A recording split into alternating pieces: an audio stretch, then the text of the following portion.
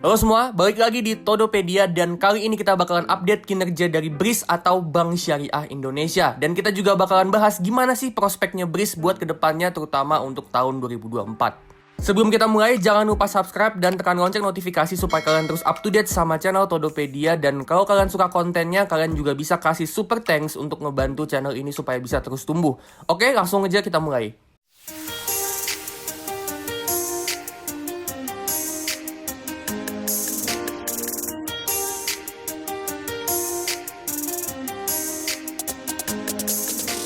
Pertama kita lihat dulu BRIS dari kondisi finansialnya.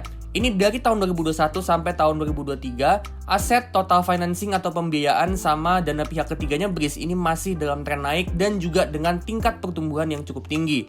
Ini bagus banget, artinya BRIS ini masih punya potensi yang besar untuk terus ekspansi pembiayaannya dan numbuhin pendapatan sama labanya buat kedepannya. Nah sekarang kita lihat income statement. BRIS margin income-nya naik 16% year on year, tapi profit sharing expense atau beban bagi hasilnya ini naiknya lebih tinggi 44% yang ngebuat net margin income-nya tumbuhnya cuma 8% year on year. Nah beban bagi hasilnya naik ini tentunya karena efek kenaikan suku bunga yang ngebuat imbal hasil tabungan mudharabah sama deposito mudharabahnya BRIS ini jadi naik. Terus operating income-nya bisa tumbuh 9% year on year, PPOP bisa tumbuh 18% year on year, dan net profit atau laba bersihnya tumbuhnya sampai 32% year on year. Labanya yang tumbuhnya bisa lebih tinggi, ini yang pertama karena overhead cost ini bisa dijaga untuk tetap sama meskipun pendapatannya naik, dan kedua ada penurunan beban provision atau pencadangan.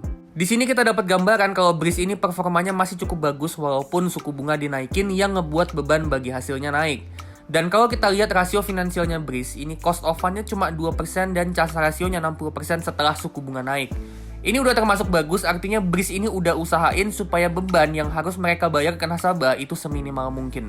Terus BRIS juga bisa hasilin net imbalan atau NIM yang gede bisa sampai 6%, dia juga punya tingkat return on equity yang cukup bagus di 17%, dan pembiayaan macet atau non-performing financing ada di 2,3% dan ini juga cukup bagus. Jadi overall kinerjanya BRIS ini masih bagus bahkan setelah suku bunga dinaikin. Sekarang kita bakal bahas gimana prospek saham BRIS buat 2024 dan seterusnya. BRIS ini menurut gua masih punya potensi ekspansi yang luar biasa masif banget karena pertama, Indonesia itu negara mayoritas muslim dengan populasi terbanyak di dunia, dan kedua kita bisa lihat di sini dari data yang dikeluarin OJK per tahun 2022 literasi dan inklusi keuangan syariah ini cuma 9 dan 12%. Ini angka yang kecil ya, artinya masih ada ruang gerak yang gede banget untuk BRIS ini ekspansi dan nambah nasabah baru. Nah menuju tahun 2024 dimana bakalan masuk tahun pemilu, ini bakalan jadi momentum yang bagus buat BRIS. Kenapa? Karena akan ada banyak orang-orang yang bakalan jadi calon pemimpin dan mereka bagi-bagi duit sama sembako buat menarik hati masyarakat. Ini bakalan ningkatin daya beli masyarakat dan dengan daya beli itu naik, masyarakat akan lebih berani untuk ngambil kredit atau pembiayaan di bank dan ini tentunya nguntungin BRIS sebagai bank yang banyak kasih pembiayaan ke segmen consumer. Terus BRIS ini juga mau menjangkau nasabah baru lewat digitalisasi dengan aplikasi mobile bankingnya mereka.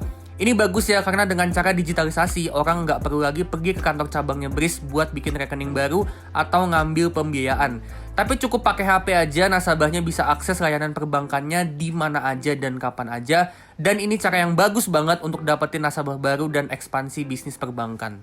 Tapi BRIS ini bukannya nggak ada kelemahan. Net imbalan atau NIM-nya tinggi ini mungkin bagus di mata investor, tapi ini nggak bagus kalau dari perspektif calon nasabah. Tentu nasabah mau cari kredit atau pembiayaan yang yield atau imbal hasilnya itu rendah. Nah, BRIS ini kedepannya menurut gue harus cari cara supaya yield pembiayaan mereka itu bisa bersaing sama yield pinjaman dari bank konvensional. Kalau enggak, ya bukan nggak mungkin BRIS ini bakalan ditinggalin dan orang-orang tetap bakalan minjem duit di bank konvensional. Terus BRIS ini juga ada concern yang cukup besar di keamanan teknologi atau cyber security. Baru-baru ini kita heboh ya dengan berita kalau sistemnya BRIS itu dibobol sama ransomware. Dan waktu itu gue sendiri juga takut. Nah tentunya ini jadi PR besar buat BRIS untuk ningkatin kualitas keamanan cyber mereka. Karena kan mereka sendiri juga mau perbanyak nasabah.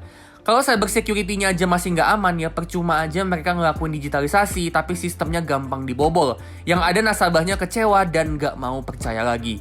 Nah overall prospeknya BRIS ini masih cukup bagus, potensi pertumbuhannya masih gede banget, cuma potensi resikonya juga cukup besar. Nah, kalau kita hitung harga wajarnya BRIS, kita pakai metode discounted dividend model, kita asumsiin pertumbuhan BRIS ke depannya itu sebesar 15% per tahun, valuasi price to earning 15 kali di tahun ke-10 nanti, dividen payout ratio ke depannya di 15%, dan return investasi 15% per tahun dari saham BRIS. Di sini kita dapat harga wajarnya saham BRIS itu ada di 1.683.